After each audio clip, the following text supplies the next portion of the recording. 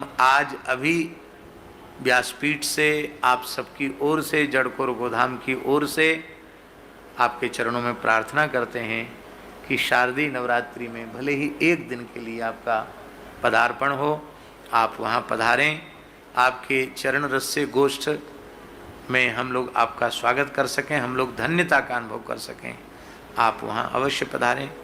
भगवत कृपा से वहाँ भी स्वस्थ और प्रसन्न गोवंश का दर्शन करके, हजारों की संख्या में गोवंश के होने के बाद भी सब अत्यंत प्रसन्न और स्वस्थ हैं। और प्रयत्न किया जा रहा है कि कुछ विप्रत्व की रक्षा हो, गोत्व की रक्षा हो और विप्रत्व की रक्षा हो।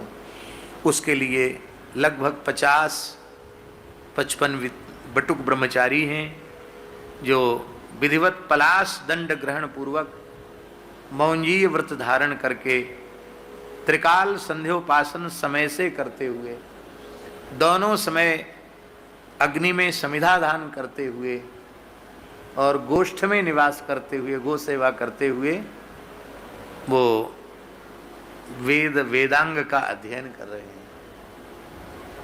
और आचार्य जी उनकी, यद्यपि भगवान की बड़ी कृपा है, अपने यहाँ चाहे मलुक पीठ हो या अन्यत्र कहीं भी हो, प्राचीन मर्यादा का आदर करते हुए रसोई में, पूजा में विपरीत अर्घ का प्रवेश नहीं होता सब जगह।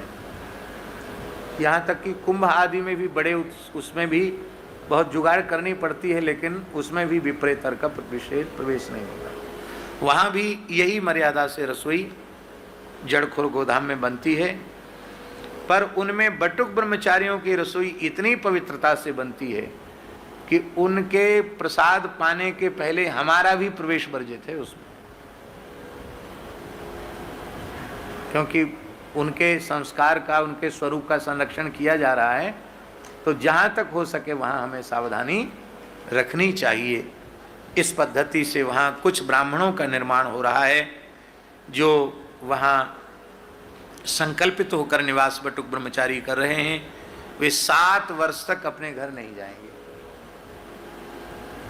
क्योंकि समावर्तन के पहले घर कैसे जा सकते। तो समावर्तन, यद्यपि आप अनुभव कर सकते हैं कि इस काम में कितनी कठिनाई होगी।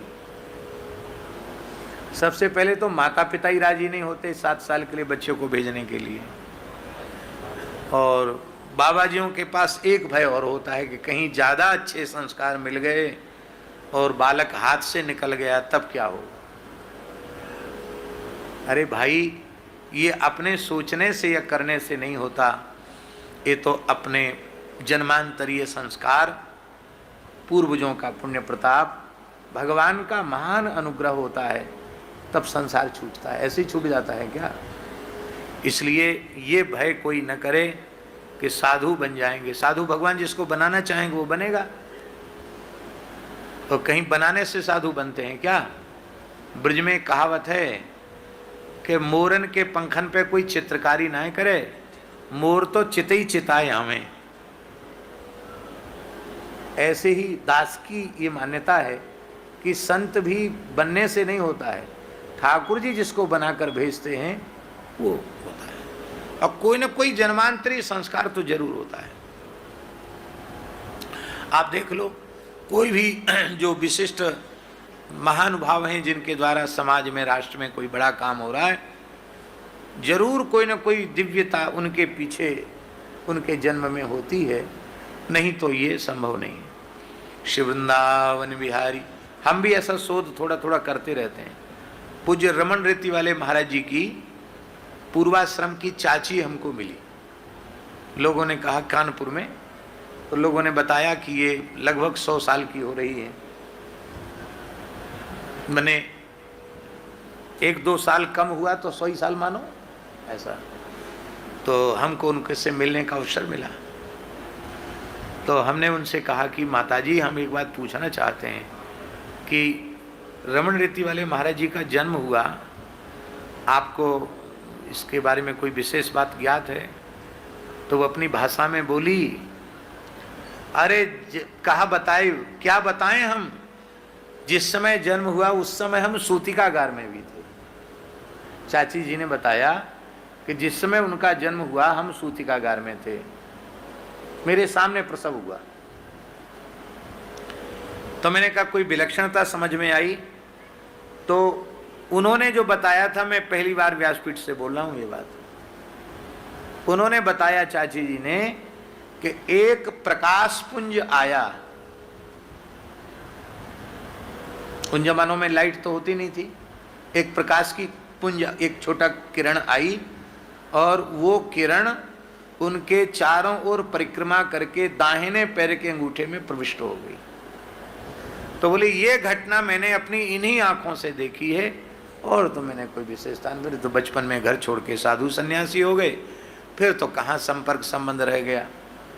तो ये समझ में आया कि कोई ना कोई विलक्षण घटना घटी, तब इतनी दिव्यता उनके जीवन में आई कि आज हमारे ब्रज के संतों में वो सिरमौर हैं।